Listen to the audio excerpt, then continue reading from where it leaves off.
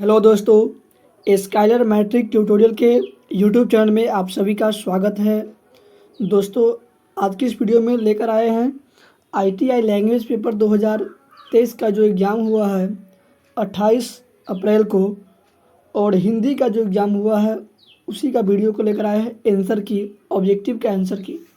दोस्तों, इस वीडियो में 1 से लेकर 100 तक का आंसर की देखने वाले, बिल्कुल सही प्रश्नों के साथ एक भी आंसर आपका इसमें गलत नहीं होगा। बहुत सारे कमेंट आ रहे थे दोस्तों का कि सर यूट्यूब हिंदी का बनाइए, अंग्रेजी का बनाइए। तो सबसे पहले मैंने हिंदी का लेकर आए हैं, इसके बाद आएगा आपका इंग्लिश का। तो आप लोग इस वीडियो को शुरू से अंत तक देखिए। इस वीडियो को पूरा एक्सप्लेनेशन के साथ बताने वाले हैं और इसमें एक भी क्वेश्चन जो है वो गलती नहीं होने वाला है। तो आप लोग शुरू से अंत तक इस वीडियो को देखिए और अपना अपना जो क्वेश्चन है उसको मिला सकते हैं कि आपने इस एग्ज़ाम में कितना स्कोरिंग किया है, सही या कितना गलत।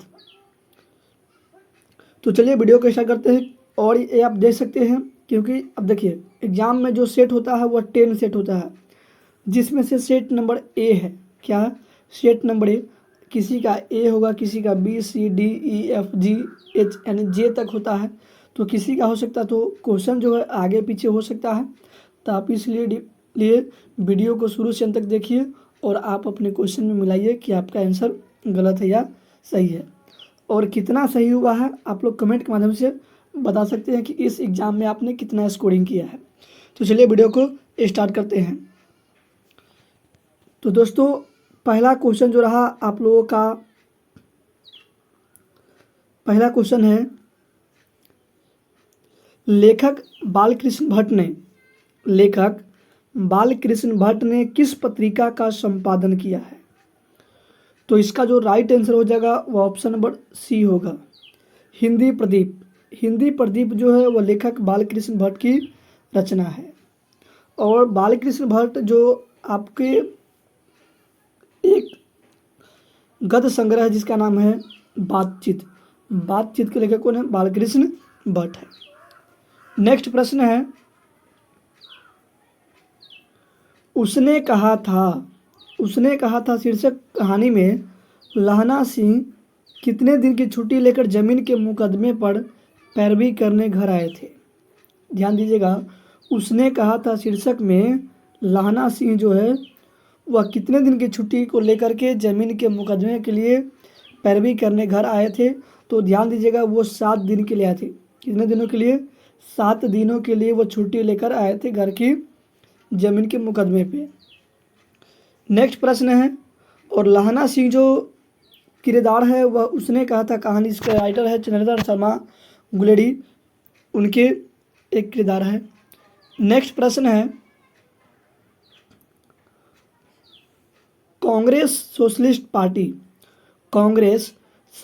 पार्टी के गठन में निम्न में से किसने अहम भूमिका यानी सबसे महत्वपूर्ण भूमिका निभाई? तो कांग्रेस सोशलिस्ट पार्टी के गठन में सबसे अधिक जो भूमिका निभाए हैं वह जयप्रकाश नारायण। किसने? जयप्रकाश नारायण या जेपी नारायण। इन्होंने बिहार के छात्र आंदोलन में काफ़ी अपना योगदान दिए थे। नेक्स्ट प्रश्न है, जयप्रकाश नारायण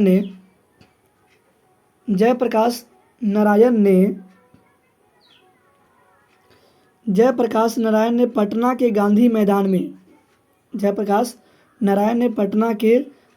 मैदान में संपूर्ण क्रांति का जो नारा था उसका ऐतिहासिक भाषण किस वर्ष दिया था? तो संपूर्ण क्रांति का जो नारा है उसका जो ऐतिहासिक भाषण है वह जयप्रकाश नारायण ने 5 जून 1974 को, कब? 5 जून 1974 को पटना के गांधी मैदान में दिए।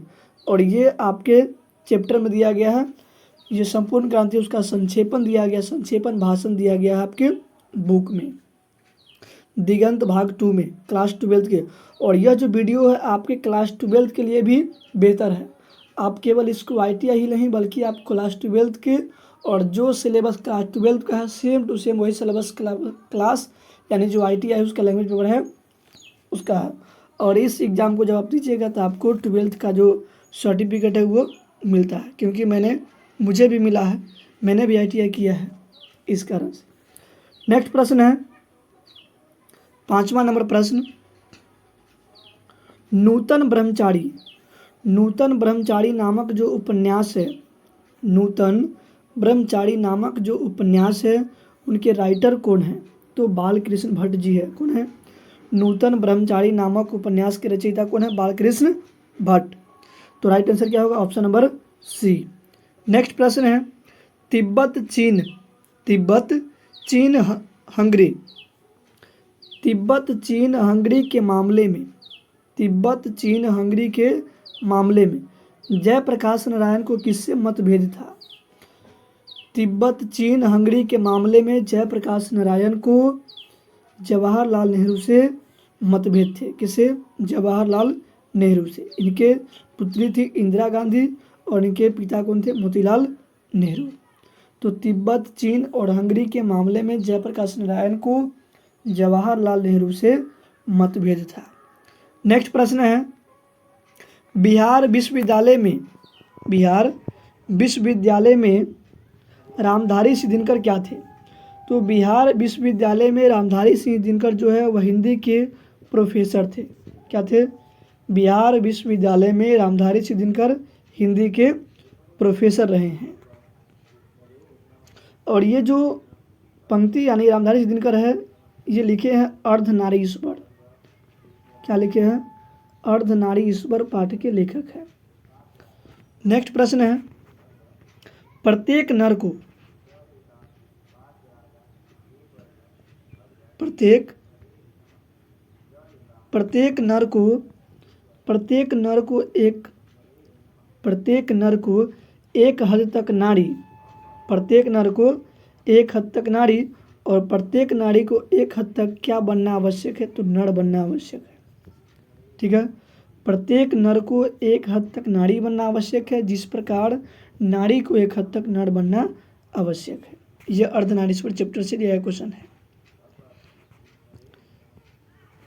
नेक्स्ट प्रश्न है रोज शीर्षक पाठ में, रोज शीर्षक पाठ में पलंग से नीचे कौन गिर पड़ा? तो रोज शीर्षक पाठ में जो टीटी है महेश्वर के पुत्र और मालती के पुत्र, इसके पुत्र जो है वो पलंग से गिर जाते हैं। तो रोज शीर्षक पाठ जो अज्ञेय के द्वारा लिखा गया है, किसके द्वारा? अज्ञेय के द्वारा लिखा गया रचना है, अज्ञेय के द्वारा यानी सच्चिदानंद हीरानंद वात्स्यायन अज्ञेय के द्वारा लिखा गया रचना है, जिसमें टीटी जो है वो पलंग से नीचे गिर जाते हैं। वो ट्रेन का टीटी नहीं, इस चैप्टर का टीटी है। नेक्स्ट प्रश्न है भगत सिंह ने वर्ग 9 तक की पढ़ाई कहाँ से की है? तो भगत सिंह आप जानते हैं कि वो वीर सैनिक थे। तो भगत सिंह जो है वह DAV स्कूल से, किससे? DAV। आप लोग जानते हो कि DAV का पूरा दयानंद एंग्लो वैदिक स्कूल, दयानंद एंग्लो वैदिक स्कूल DAV का होता है फुल फॉर्म DAV। और इसी विद्यालय से भगत सिंह ने 9वीं तक की पढ़ाई किए हैं। नेक्स्ट प्रश्न है जगदीश चंद्र माथुर का कार्य क्षेत्र कहाँ था? जगदीश चंद्र माथुर का कार्य जो क्षेत्र है वह कहाँ तक था? तो बिहार तक। कहाँ? बिहार में जगदीश चंद्र माथुर का कार्य क्षेत्र था। नेक्स्ट प्रश्न है ओ सदा नीरा शीर्षक निबंध किस नदी को निमित्त बनाकर लिखा गया है? तो ओ सदा जो नीरा चैप्टर है इसमें गंडक नदी को केंद्र बिंदु बनाकर इस पाठ को लिखा गया है। किसको? गंडक नदी को। ओ सदा नीरा पाठ में गंडक नदी को केंद्र बिंदु में रखा गया है। नेक्स्ट प्रश्न है हरि सिंह को किस वर्ष मुसलमान आक्रमणकारी गयासुद्दीन तुगलक का सामना करना पड़ा? ध्यान दीजिएगा कि हरि सिंह को किस वर्ष मुसलमान आक्रमणकारी गयासुद्दीन तुगलक, ये तुगलक वंश के शासक रहे हैं, तो हरि सिंह देव को किस वर्ष मुसलमान आक्रमणकारी गयासुद्दीन तुगलक का सामना करना पड़ा? तो इनको जो सामना करना पड़ा वो सन 1325 ईस्वी में। कब? सन 1325 ईस्वी में गयासुद्दीन तुगलक को से सामना करना पड़ा। किनको? तो हरि सिंह को, हरि सिंह देव को। नेक्स्ट प्रश्न है, ओ सदा नीरा शीर्षक पाठ में भितिहरवा विद्यालय के अध्यक्ष कौन थे? तो ओ सदा नीरा जो चैप्टर पाठ है, इनके राइटर है सदानंद गौड़ा। कौन है? सदानंद गौड़ा, सॉरी जीवनानंद दास। तो कहता है कि ओ सदा नीरा शीर्षक पाठ में भितिहरवा, ओ सदा नीरा जो पाठ है उसमें भितिहरवा विद्यालय के, किसके? भितिहरवा विद्यालय के। और ये जो ओ सदा नीरा पाठ है, इसके जो राइटर है वह जगदीश चंद्र माथुर है। कौन है? जगदीश चंद्र माथुर। और इस पाठ में भितिहरवा विद्यालय के जो अध्यक्ष है वह डॉक्टर देव और सुमन जी। कौन थे?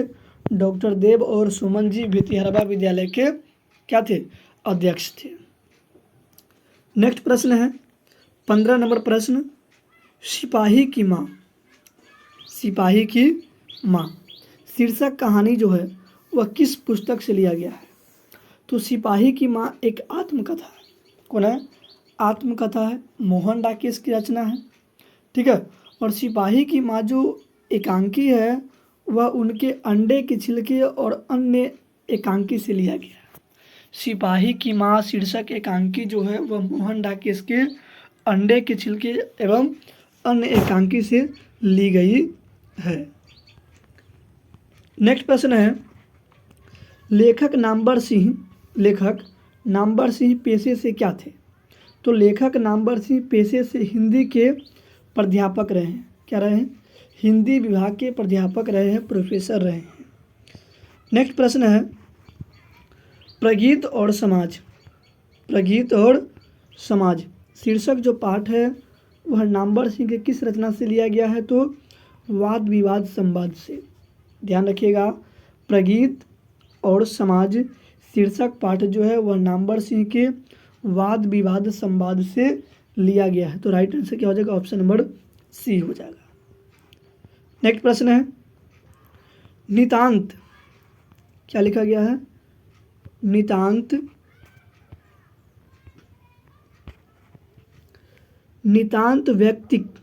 नितांत व्यक्तिक और आत्मपरक कविता को आज भी किस रूप में स्वीकारा जाता है? तो नितांत और आत्मपरक कविता को आज भी जो है वह प्रगीत के रूप में, किस रूप में? प्रगीत के रूप में स्वीकारा जाता है। किसको? नितांत व्यक्तिक और आत्मपरक कविता को, ये प्रगीत और समाज चैप्टर है उनसे लिया गया है और उन्हें प्रगीत के रूप में स्वीकारा जाता है। नेक्स्ट प्रश्न है, लेखक गजानन माधव मुक्तिबोध ने कौन सा रास्ता अपनाया? तो लेखक गजानन माधव मुक्तिबोध ने चिंतन का रास्ता को अपनाया था। किसको? चिंतन को। ध्यान दीजिएगा, लेखक गजानन माधव मुक्तिबोध ने चिंतन की जो रास्ता है उसको अपनाए थे। नेक्स्ट प्रश्न है, लेखक ओम प्रकाश वाल्मीकि का जन्म किस वर्ष हुआ? तो लेखक ओम प्रकाश जो वाल्मीकि है उनका जन्म कब हुआ? 1950 में। कब हुआ? लेखक ओम प्रकाश वाल्मीकि जी जो है उनका जन्म 1950 में हुआ। और ये जो है वह जूठन पाठ के राइटर है। क्या है? जूठन पाठ के राइटर है। और जो जूठन पाठ है वह एक आत्मकथा है जिसके राइटर है ओम प्रकाश वाल्मीकि, और वह एक दलित परिवार से बिलोंग करते थे। किसे? दलित परिवार से बिलोंग करते थे। तो क्वेश्चन पूछा गया, ओम प्रकाश वाल्मीकि का जन्म किस वर्ष हुआ? तो 1950 में। ओम प्रकाश वाल्मीकि जी जूठन पाठ के राइटर हैं। जूठन क्या है? तो यह एक आत्मकथा है उनकी। और ये ओम प्रकाश वाल्मीकि क्या थे? तो ये दलित परिवार से थे। किसे थे? दलित परिवार से। नेक्स्ट प्रश्न है 21 नंबर प्रश्न, जूठन शीर्षक पाठ में सुरेंद्र सिंह किसका पोता था? जूठन शीर्षक पाठ में सुरेंद्र सिंह जो है वह किनका पोता था? तो यह सुखदेव सिंह त्यागी का। सुखदेव सिंह त्यागी एक बहुत ही बड़े कर्रे मिजाज के आदमी थे, जिनके घर पे ओम प्रकाश वाल्मीकि के माता पिता, भाई और ये लोग जूठन को लाने जाते थे, उसकी मवेशी का देखभाल करते थे, उसके बदले में उन्हें 5 सेर अनाज मिलता था। कितना? 5 सेर, मतलब मात्र 2.5 kg। तो नेक्स्ट प्रश्न अगला, लेखक ओम प्रकाश वाल्मीकि की भाभी का नाम क्या था? लेखक ओम प्रकाश वाल्मीकि की भाभी का नाम क्या था? तो देवी था। कौन नाम था? देवी जो है उनकी भाभी है। कौन है? लेखक ओम प्रकाश वाल्मीकि भाभी का नाम क्या था? देवी था। नेक्स्ट है प्रश्न, रात में हारमोनियम। रात में हारमोनियम कविता संग्रह किसकी रचना है? रात में जो हारमोनियम कविता संग्रह है वह किनकी रचना है? तो उदय प्रकाश की है। किसकी रचना है? उदय प्रकाश की रचना कौन है? रात में हारमोनियम। ठीक है, उदय प्रकाश की रचना कौन है? कविता संग्रह, तो रात में हारमोनियम। नेक्स्ट प्रश्न है, उदय प्रकाश के पिता का क्या नाम था? उदय प्रकाश के पिता का क्या नाम था? तो उसका जो राइट आंसर हो जाएगा ऑप्शन नंबर बी हो जाएगा, प्रेम कुमार सिंह। कौन थे? उदय प्रकाश के पिता का जो नाम है वह प्रेम कुमार सिंह था। ठीक है, ये पूरा क्वेश्चन आपको बेवकूफ़ी आंसर मिलाया गया बुक से, एक भी आंसर जो है आपका गलती नहीं होने वाला है। आप लोग निश्चिंत होकर इस वीडियो को देखते रहिए शुरू से अंत तक, और वीडियो पसंद आए तो और भी दोस्तों के साथ शेयर जरूर करें, और इसमें आपका कितना सही हुआ वह कमेंट बॉक्स में आप जरूर उत्तर दें। नेक्स्ट प्रश्न है, तिरछ शीर्षक पाठ में, तिरछ शीर्षक पाठ में अखबार के विशेष संवाददाता। तिरछ शीर्षक पाठ में इन रचना जो उदय प्रकाश की रचना है, तो तिरछ शीर्षक पाठ में अखबार के विशेष संवाददाता का नाम क्या था? तो सत्येंद्र थपलियाल था। क्या नाम था? सत्येंद्र थपलियाल। कौन थे? तो अखबार के विशेष संवाददाता थे। किस पाठ में? तो तिरछ पाठ में। राइटर कौन है? कौन है? उदय प्रकाश। नेक्स्ट प्रश्न है, ड का उच्चारण स्थान क्या है? ड, तो ड किस में आता है? कंठ में, सॉरी टठर में आता है। तो जो भी ट वर्ग से उच्चारण होने वाले हैं उसका होता है मूर्धा। क्या होता है? मूर्धा। तो इसलिए ट में ही आता है ड, तो ड का उच्चारण क्या हो जाएगा? मूर्धा से हो जाएगा। अगर रहेगा त वर्ग से कोई, ठीक है, तो तालु मार देंगे, सॉरी च से रहेगा तो क्या मार देंगे? तालु। च वर्ग में जैसे च, छ, ज, झ। अगर रहेगा क वर्ग तो कंठ, और देखिए त, थ, द, ध, त वर्ग तो दंत, अब मूर्धा से त वर्ग। इस प्रकार देख सकते हैं। नेक्स्ट प्रश्न है 27 नंबर प्रश्न की ओर चलते हैं। थोड़ा सा फास्ट चलेंगे अब, क्योंकि बहुत सारा क्वेश्चन को देखना भी। नेक्स्ट प्रश्न, जिनका उच्चारण बिना अवरोध अथवा बिना बाधा के होते हैं। वैसे वर्ण जिनका उच्चारण बिना बाधा के अथवा बिना रुकावट के हो उन्हें क्या बोलते हैं? तो स्वर वर्ण। देखिए कैसे घुमा फिरा क्वेश्चन को दिया गया है। आप पढ़ेंगे स्वर वर्ण क्या है, तो जिन वर्णों के उच्चारण में किसी अन्य वर्ण की मदद नहीं लेने पड़ता है। अब देखिए यहाँ क्या लिखा है कि जिनका उच्चारण बिना अवरोध या विघ्न बाधा के होता है उसे क्या कहते हैं? क्वेश्चन को घुमा दिया है, तो उन्हें क्या बोलते हैं? स्वर वर्ण कहते हैं। क्या बोलते हैं?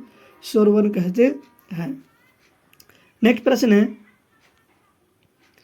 जिस स्वर वर्ण के उच्चारण में तिगुना समय लगे, कितना? 3 मात्रा का समय लगे, उसे क्या बोलते हैं? प्लूट स्वर कहते हैं। क्या कहते हैं उसको? प्लूट स्वर कहा जाता है। जिस स्वर वर्ण के उच्चारण में तिगुना समय लगता है उन्हें प्लूट स्वर कहा जाता है। नेक्स्ट प्रश्न है, जब एक ही ध्वनि का द्वित्व हो जाए तब वह क्या कहलाती है? जब एक ही ध्वनि का द्वित्व हो जाए तब वह क्या कहलाता है? तो ध्यान दीजिएगा, वह युग्मक ध्वनि कहलाता है। क्या कहलाता है? युग्मक, यानी पेयर वाला ध्वनि। ठीक है, क्या कहलाते हैं? साउंड ध्वनि। ठीक है, पेयर साउंड ध्वनि, पेयर साउंड। तो ध्यान दीजिएगा, जब एक ही ध्वनि का द्वित्व अर्थात दो, तो जब एक ही ध्वनि का 2 हो जाए तो उसे क्या बोलते हैं? युग्मक ध्वनि कहा जाता है। नेक्स्ट प्रश्न है, संधि कितने प्रकार के होते हैं? एक क्वेश्चन बहुत ही सरल क्वेश्चन है, कह सकते हैं। यह जो क्वेश्चन है, यानी संधि कितने प्रकार के होते हैं, तो संधि सभी लोग जानते होइएगा कि संधि 3 प्रकार के होता है। कितने प्रकार के? 3 प्रकार के। पहला स्वर संधि, दूसरा व्यंजन संधि और तीसरा विसर्ग संधि। ठीक है, तो संधि का जो प्रकार है वह 3 प्रकार से हो गया। कितने प्रकार के? संधि 3 प्रकार के, स्वर संधि, व्यंजन संधि और विसर्ग संधि। नेक्स्ट प्रश्न है, पावक का संधि विच्छेद क्या है? पावक, तो ध्यान दीजिएगा कि यह जो संधि है यह स्वर संधि का एग्जाम्पल है। किसका है? स्वर संधि के अयादी संधि का एग्जाम्पल है। किसका है? अयादी संधि का एग्जाम्पल। अब इसका जो संधि विच्छेद क्या होगा? तो प जोड़ अका, क्या हो जाएगा? प जोड़ अका, यानी औ जब अ मिलता है तो क्या बनता है? आओ बनता है। क्या बनता है? आओ, इसलिए पूछेगा पाओ। नेक्स्ट प्रश्न है, इनमें कौन शुद्ध शब्द है? इनमें कौन शुद्ध शब्द है?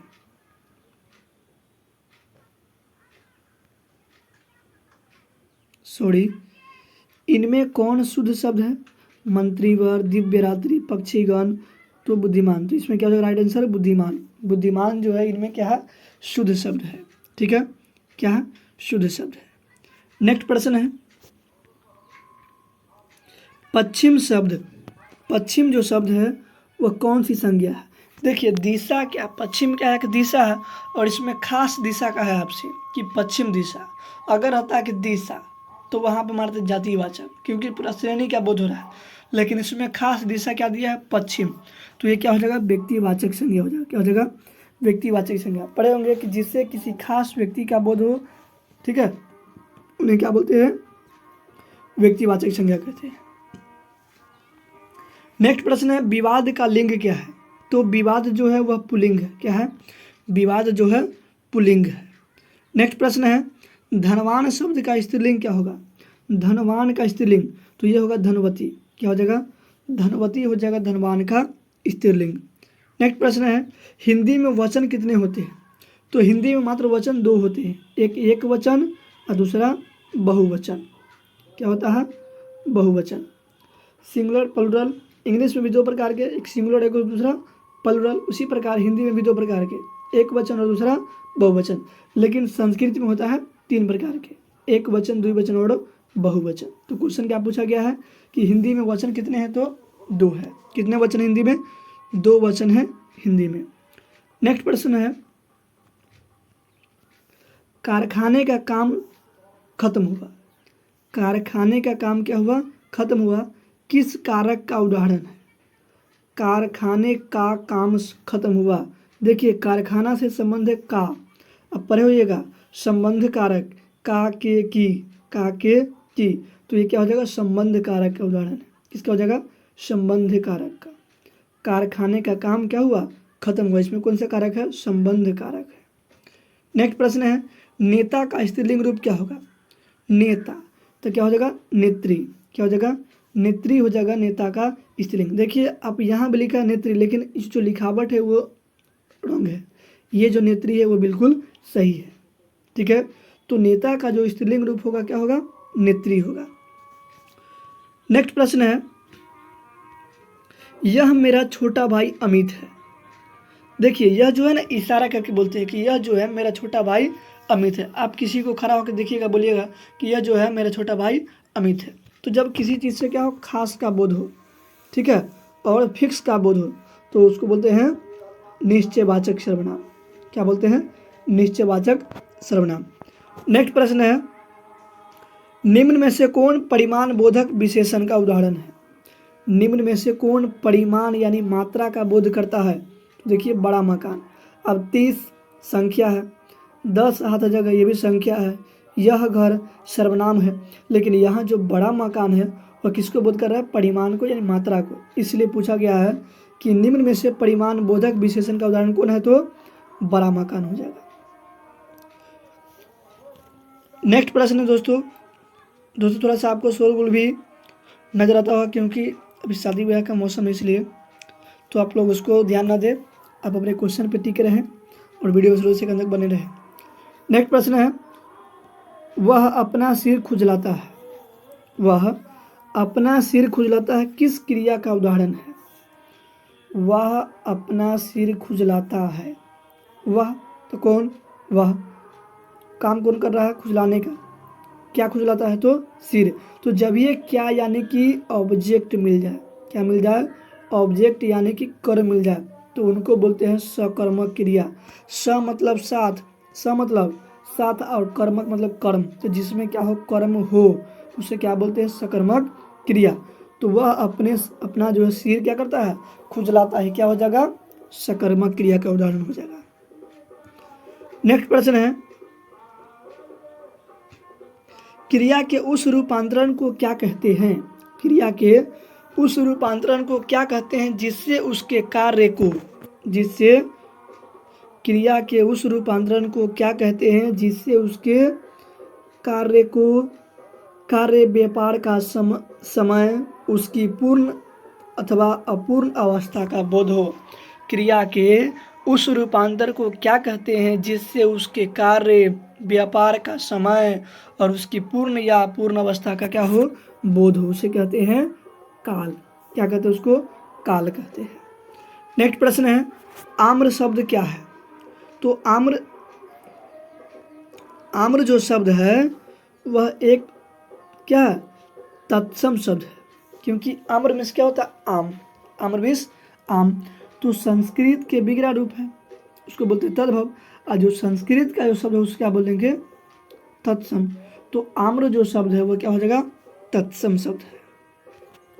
नेक्स्ट प्रश्न है 43 नंबर प्रश्न, बनावट के आधार पर, बनावट के आधार या विचार से शब्द कितने प्रकार से होते हैं? तो बनावट के आधार पर शब्द तीन प्रकार के, एक होता है रूढ़ शब्द, यौगिक शब्द और एक होता है योग रूढ़ शब्द। तो बनावट के अकॉर्डिंग तीन प्रकार के, रूपांतर के अकॉर्डिंग दो प्रकार के, विकारी और अविकारी, और उत्पत्ति के आधार पर भी होता है चार प्रकार के, तत्सम, तद्भव, देशज और विदेशज होता है। तो इस प्रकार आप जान सकते हैं। अगला प्रश्न है, प्रगति में कौन सा उपसर्ग है? प्रगति, प्रगति में कौन सा उपसर्ग है? तो उपसर्ग कहते किसको है? ध्यान दीजिएगा। तो उपसर्ग शब्द के उस अंश को कहते हैं जिसका क्या हो? जो शब्द के पहले आकर उसके अर्थ को बदल दे।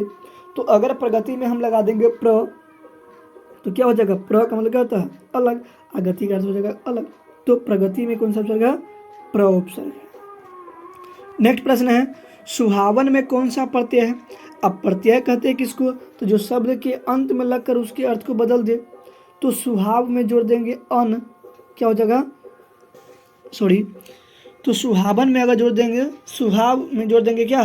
वन, तो हो जाएगा सुहावन। ठीक है, तो सुहावन में जो है वो क्या है? वन प्रत्यय है। क्या है? वन प्रत्यय।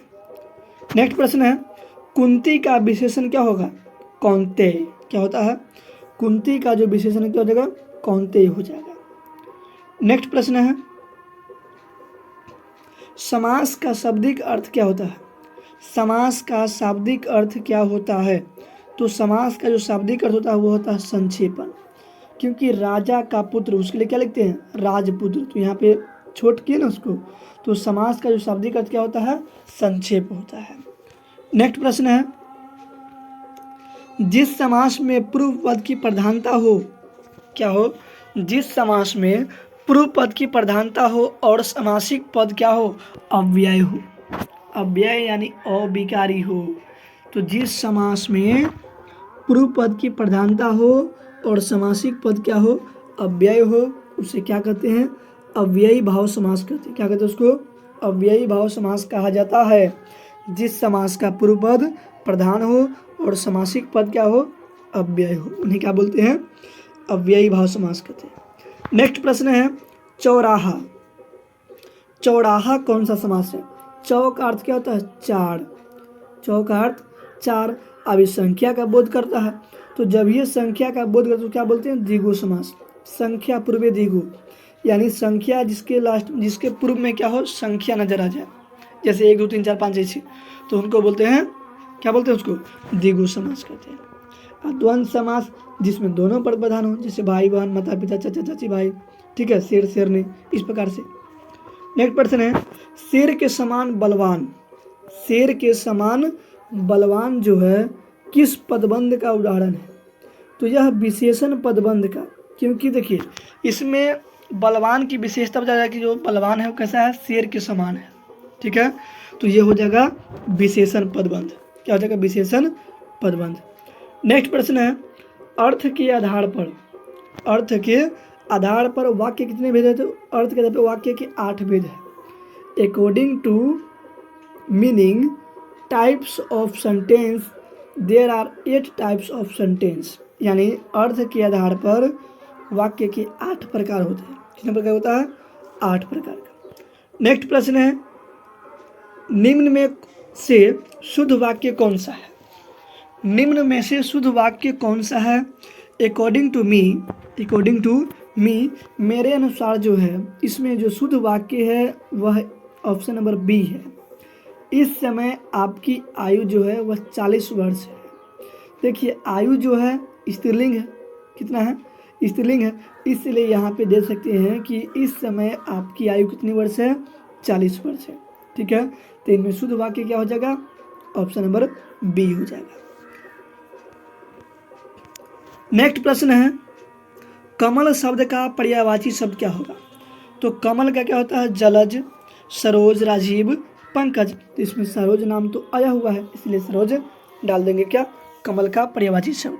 उसके बाद लौकिक का विलोम क्या होगा, तो अलौकिक। क्या हो जाएगा, अलौकिक हो जाएगा लौकिक का विलोम शब्द। उसके बाद जो बहुत कठिनाई से मिलता हो, जो आपको बहुत कड़ी मेहनत करने के बाद मिले उसके क्या बोलते हैं, उसको दुर्लभ। क्या बोलते हैं, दुर्लभ। और जो आपको एकदम आसानी से मिल जाए उसे क्या बोलते हैं, सुलभ। क्या बोलते हैं उसको, सुलभ। उसके बाद है ईंट से ईंट बजाना, मुहावरे का अर्थ क्या होता है। इसका अर्थ होता है इसे करारा जवाब देना, लेकिन यहाँ ऑप्शन देखिए, कूदना यानी चिढ़ना तो कोई मतलब नहीं है, संतोष होना ये भी नहीं, बाधा दूर करना ये भी नहीं। ऑप्शन नंबर सी क्या हो जाएगा राइट आंसर, युद्धात्मक विनाश लाना। उसका अर्थ क्या हो जाएगा, ईंट से ईंट बजाना का जो मुहावरा है उसका अर्थ क्या हो जाएगा, युद्धात्मक विनाश लाना। नेक्स्ट प्रश्न है, देवता का पर्यायवाची शब्द। तो देवता का क्या होता है पर्यायवाची शब्द, अमर। क्या होता है, अमर। ठीक है, क्या होता है, अमर होता है देवता का पर्यायवाची शब्द। नेक्स्ट प्रश्न है, जय का विलोम क्या होगा। तो जय का विलोम हो जाएगा पराजय। जय मतलब जीत, पराजय मतलब हार। इस प्रकार से है हरिशंकर। हरिशंकर जो है वह कौन सा समास है, हरिशंकर। ठीक है, तो हरिशंकर जो है वह कौन सा समास है, द्वंद्व समास है। ठीक है, ध्यान दीजिएगा, हरिशंकर जो है वो कौन सा समास है, द्वंद्व समास। जितना हरि की प्रधानता उतना ही शंकर की प्रधानता। ठीक है, तो क्या हो जाएगा, हरिशंकर एक द्वंद्व समास है। आप कहिएगा बहुब्रीहि समास है, तो यह बहुब्रीहि समास नहीं है। नेक्स्ट प्रश्न है, पर्वत का विशेषण क्या होगा। तो पर्वतीय क्या हो जाएगा, पर्वतीय हो जाएगा पर्वत का विशेषण। क्या हो जाएगा, पर्वतीय। नेक्स्ट प्रश्न है, कारक शब्द में, कारक शब्द में कौन सा प्रत्यय है, कारक। तो कारक में जो प्रत्यय है वह क्या है, अक प्रत्यय है। कौन सा प्रत्यय, क्योंकि कार में जोड़ देंगे अक तो हो जाएगा कारक। क्या हो जाएगा, कारक। नेक्स्ट प्रश्न है, प्रत्यय के कितने भेद होते हैं। प्रत्यय के कितने भेद होते हैं। तो प्रत्यय 2 प्रकार के होते हैं। कितने प्रकार के, 2 प्रकार के होते हैं। प्रत्यय के 2 भेद होते हैं। नेक्स्ट प्रश्न है, संयोग शब्द में कौन सा उपसर्ग है। संयोग उपसर्ग तो पहले बता दिए हैं कि जो शब्द के पहले लगे तो सम जोड़ योग से क्या बनता है, संयोग, इसलिए सम क्या हो जाएगा, राइट आंसर हो जाएगा। क्या हो जाएगा, राइट आंसर। नेक्स्ट प्रश्न है, खिचड़ी शब्द क्या है। खिचड़ी, तो देखिए खिचड़ी जो है वह आम देहात की भाषा है। क्या है, खिचड़ी जो है वह आम देहात की भाषा है। ठीक है ना, तो खिचड़ी जो है वह कौन सा समास हो जाएगा, खिचड़ी देशज शब्द हो जाएगा। क्या हो जाएगा, देशज शब्द।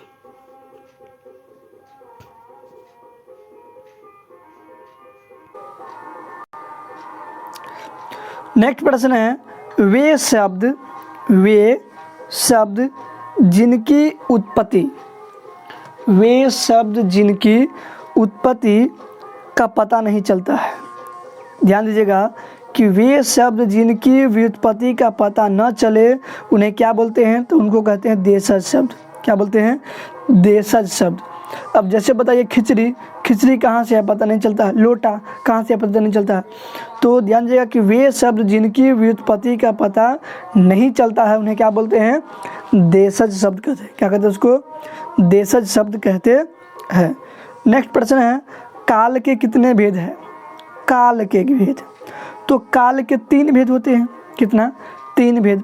पहला वर्तमान काल जो अभी चल रहा है, दूसरा भूतकाल जो अभी से पहले गुजरा है, और तीसरा होता है भविष्यत काल जो अभी के बाद जस्ट आने वाला है। तो इस प्रकार काल के 3 भेद होता है, वर्तमान काल, भूतकाल और भविष्यत काल।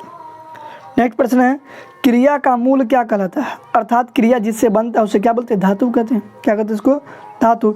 तो क्रिया का जो मूल रूप है वह धातु कहलाता है। जैसे जाना है, तो अगर जा में जोड़ देंगे ना तो क्या हो जाएगा, जाना। खेल में जोड़ देंगे ना तो क्या हो जाएगा, खेलना। तो ई खेलना जो हो गया, जा खेल हो गया, जा हो गया, ठीक हो, ये सभी कहलाता है धातु।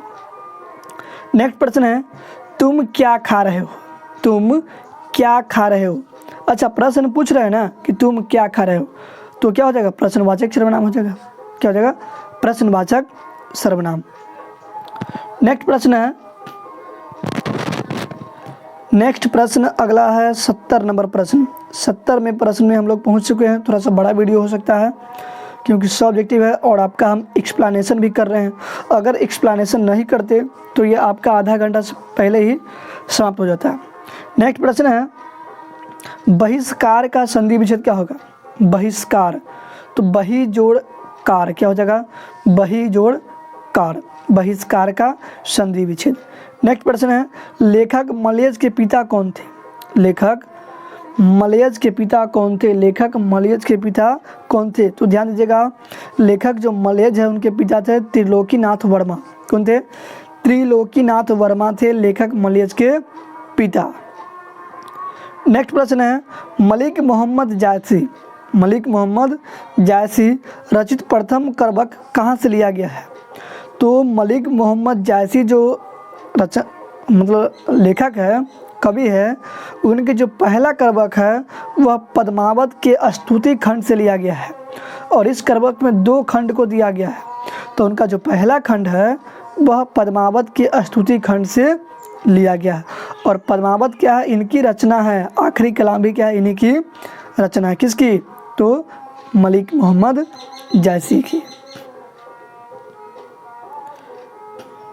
नेक्स्ट प्रश्न है, सूरदास की विश्व प्रसिद्धि का प्रमुख आधार रचना किसे माना जाता है, यानी सूरदास जो अपने किस रचना से विश्व में प्रसिद्ध हुए, तो वो सूरसागर से। किसे, सूरसागर से जो है वह सूरदास विश्व में प्रसिद्ध हुए।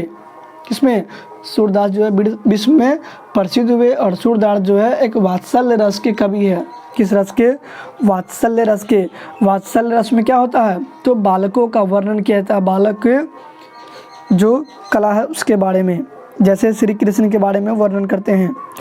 नेक्स्ट प्रश्न है,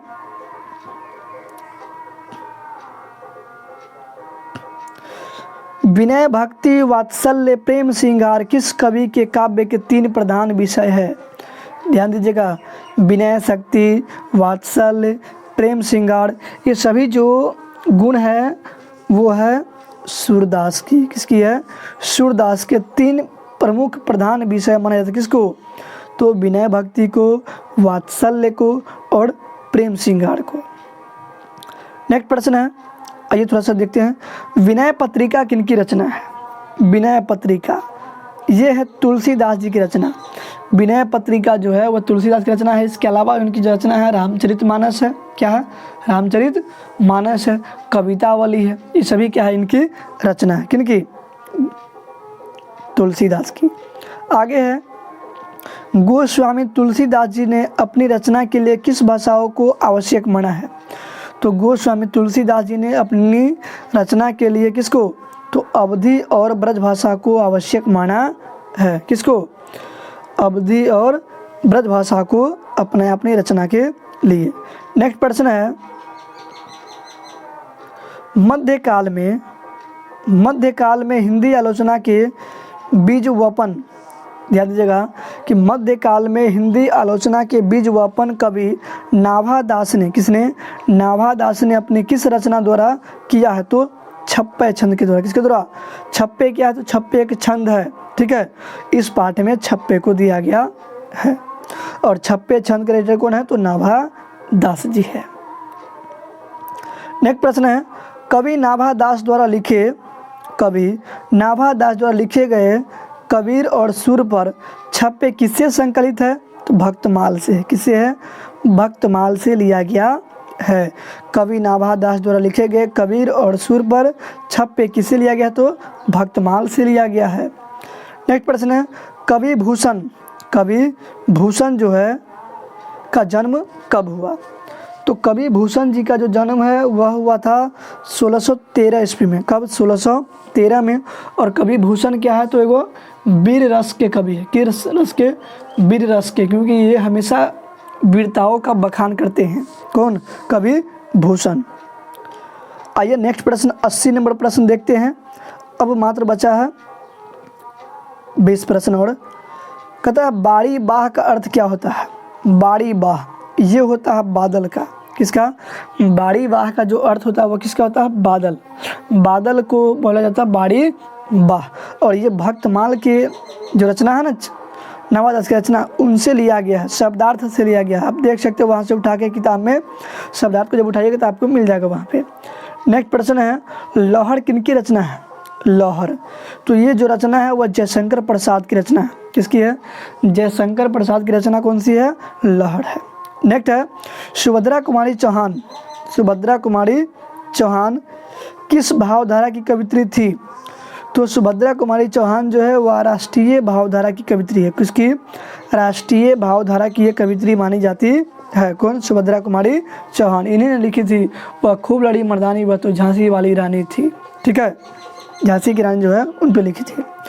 नेक्स्ट है, कवि शमशेर बहादुर सिंह, इन्हें कवियों का कवि कहा जाता है, पोएट हिंदी के। तो शमशेर बहादुर सिंह का जो निधन है यानी वो कब मर गए, तो शमशेर बहादुर सिंह जो है 1993 में, कब, 1993 में मर गए। नेक्स्ट प्रश्न है, गजानन माधव मुक्तिबोध इन्हीं की रचना है। तो गजानन माधव मुक्तिबोध के रचनात्मक जीवन में किन दो प्रधान वैश्विक विचारधाराओं के संसर्ग में आए, ठीक है। गजानन माधव मुक्तिबोध अपने रचनात्मक जीवन में किन दो प्रधान वैश्विक विचारधाराओं के संसर्ग में आए, तो ध्यान दीजिएगा, एक था अस्तित्ववाद और दूसरा था मार्क्सवाद। कौन था, एक था अस्तित्ववाद और दूसरा क्या था, मार्क्सवाद। ये दोनों प्रधान वैश्विक विचारधाराओं के संसर्ग में आए थे। कौन, गजानन माधव मुक्तिबोध। नेक्स्ट प्रश्न है, निम्नलिखित में से कौन सी रचना गजानन माधव मुक्तिबोध की है, तो इनमें जो रचना है गजानन माधव मुक्तिबोध की वो है काठ का सपना। कौन सी है, काठ का सपना जो है वह गजानन माधव मुक्तिबोध की रचना मानी जाती है। मानी क्या है ये है।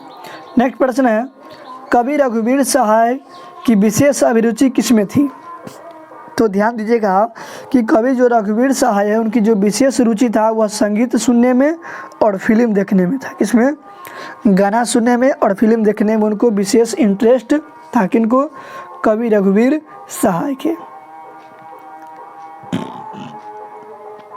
नेक्स्ट प्रश्न है, अधिनायक शीर्षक कविता में हरचरना किसका प्रतीक है, तो हरचरना जो है एक आम आदमी रहता है जो देशभक्ति गीत गाते रहता है। तो पूछा जाएगा क्वेश्चन कि अधिनायक शीर्षक कविता में हरचरना किसका प्रतीक है, तो यह एक आम आदमी का प्रतीक है। किसका प्रतीक है, आम आदमी का। नेक्स्ट प्रश्न है, प्यारे नन्हे बेटे को शीर्षक कविता में हर वो औरत दबी सताई बोझ उठाने वाली क्या है, तो अपने आप को लोहा है। क्या है, लोहा है। प्यारे नन्हे बेटे ये जो रचना है, ठीक है। इनमें जो है हर वो औरत दबी सताई बोझ उठाने वाली क्या है, लोहा है। क्या मानी जाती है, लोहा मानी जाती है। नेक्स्ट प्रश्न है, कवि अशोक वाजपेयी का मूल निवास स्थान कहाँ है। यानी कवि जो अशोक वाजपेयी है उनका जो मूल निवास स्थान कहाँ है, तो सागर, और सागर कहाँ है, तो एमपी यानी मध्य प्रदेश में है। कवि अशोक वाजपेयी का जो मूल स्थान है वह सागर मध्य प्रदेश में है। नेक्स्ट प्रश्न है, हार जीत शीर्षक कविता में, हार जीत शीर्षक कविता में बूढ़ा मशक वाला क्या कर रहा था। तो ध्यान दीजिएगा, हार जीत जो शीर्षक कविता है इसमें बूढ़ा मशक वाला क्या कह रहा था कि हम सब एक बार फिर हार गए। क्या है, और हार जीत क्या है, यह एक गद्यात्मक कविता है। कैसी कविता है, गद्यात्मक कविता माना जाता है किसको, हार जीत को। किसको, हार जीत एक गद्यात्मक कविता है जिसमें बूढ़ा मशक वाला अपने आप को क्या बोला था कि हम लोग एक बार फिर से हार गए। नेक्स्ट प्रश्न है, कवि ज्ञानेंद्रपति का दूसरा कविता संग्रह किस वर्ष प्रकाशित हुआ। तो कवि जो ज्ञानेंद्रपति है उनका दूसरा जो कविता है वह सन 1980 में प्रकाशित हुआ। कब, सन 1980 में।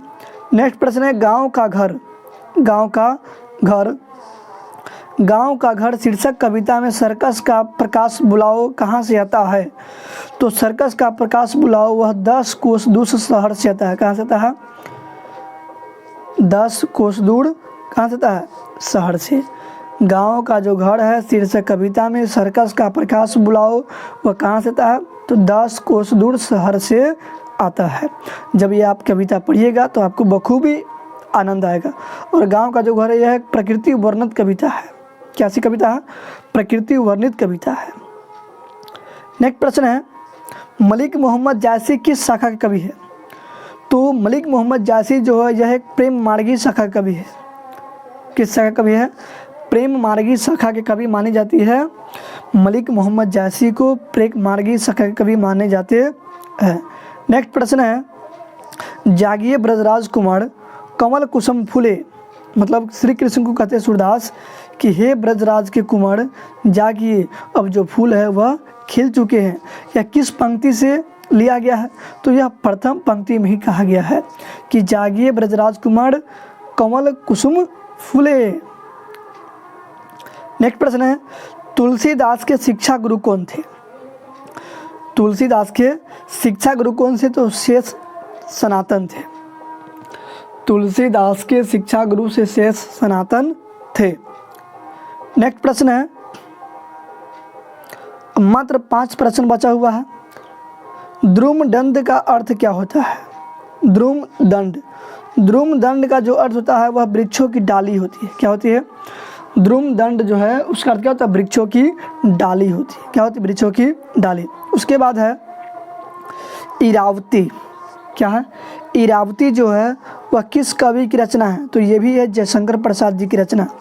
इरावती जो है वह जयशंकर प्रसाद जी की रचना है। नेक्स्ट प्रश्न है, 1870 से 90 के बीच में, 1870 से 90 के बीच गाइडी मोपासा, 1870 से 90 के बीच गाइडी मोपासा लिखित कितने उपन्यास प्रकाशित हुए। तो ध्यान दीजिएगा 6 गो। कितना, 6 गो उपन्यास प्रकाशित हुआ। कब, तो 1870 से लेकर 90 के बीच किसकी, तो गाइडी मोपासा की। नेक्स्ट प्रश्न है, हेनरी लोपेज, हेनरी लोपेज का जन्म कहाँ हुआ था, कांगो में। कहाँ हुआ था, कांगो में। हेनरी लोपेज का जो जन्म है वह कांगो में हुआ था। नेक्स्ट प्रश्न है, पेशगी शीर्षक पाठ में, लास्ट प्रश्न है वीडियो का 100 नंबर प्रश्न। और आई होप कि आप लोग को वीडियो पसंद आएगा। वीडियो का एक भी क्वेश्चन गलत नहीं है आंसर। आप लोग विश्वास करके पूरा वीडियो को देखिए और दोस्तों के साथ शेयर कीजिए। अनलिमिटेड जो भी एग्ज़ाम दिए हैं और जो लोग भी वर्ष 2024 में इंटर के एग्ज़ाम देने वाले हैं उस वीडियो तक इसको शेयर कीजिए, क्योंकि इंटर के एग्ज़ाम में भी बखूबी एक क्वेश्चन पूछे जाएंगे धरमार लगा के। तो वीडियो का आखिरी प्रश्न है कि पेशगी शीर्षक पाठ में कारमेन को काम के कितने फ्रैंक मिलते थे। फ्रैंक जानिएगा, वहाँ जो फ्रैंक जो है वह देश है, ठीक है। फ्रैंक जो है ना रुपया है, फ्रैंक क्या है, रुपया है। तो फ्रैंक जो है ना, फ्रैंक एक रुपया है, अफ्रीका देश के, ठीक है, कहाँ, अफ्रीका में जो मूल्य है उसको क्या बोलते हैं, फ्रैंक। तो पेशगी जो शीर्षक पाठ में कारमेन को काम के बदले 5000 फ्रैंक दिया जाता था। कितना, 5000 फ्रैंक जो उनको मिलता था। तो आई होप कि वीडियो पसंद आया होगा दोस्तों। यदि वीडियो पसंद आया होगा तो वीडियो को लाइक कीजिए, कमेंट कीजिए और दोस्तों के साथ शेयर जरूर कीजिए। और यदि चैनल पे नए हैं तो चैनल को सब्सक्राइब करके बेल आइकन को प्रेस कर लीजिए, ताकि जितने भी वीडियो नोटिफिकेशन है और इस वीडियो के माध्यम से आपको 12th तक की जानकारी दी जाती है, प्लस की ITA की जानकारी दी जाती है और 10th तक का जो वीडियो अपलोड होता ही है। तो आई होप कि वीडियो पसंद होगा। Thank you so much, thanks for watching this video. जय हिंद, जय भारत।